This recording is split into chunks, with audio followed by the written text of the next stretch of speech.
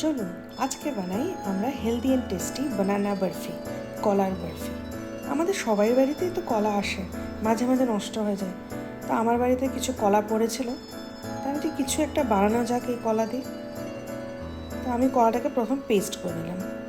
তারপর একটা সসপ্যানে 4 থেকে 5 চামচ মধুরম নিলাম, আপনি গুঁড়ো নিতে পারেন। একটু জল দিয়ে একটা গাঢ় সিরাপ রেডি করে নিলাম। সিরাপটা রেডি হওয়ার পরে ওটাকে একটা সাইডে রেখে দিলাম।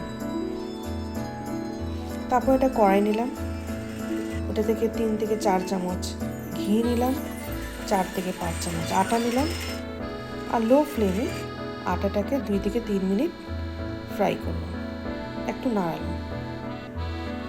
তারপর ওটার মধ্যে একটু এলাচি পাউডার দিলাম আর কলার যে পেস্টটা অ্যাড করে দিলাম।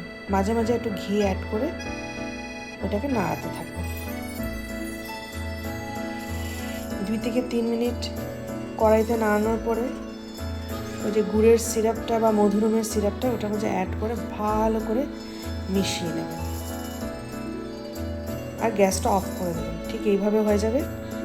তারপর একটা গ্রিস কন্টেনারে এইভাবে এটাকে শেপ দিয়ে 1 থেকে 1.5 ঘন্টা ঠান্ডা হতে রেখে দেবেন। তারপর বরফির আকারে কেটে নেবেন আর এনজয় করুন healthy and tasty banana barfi.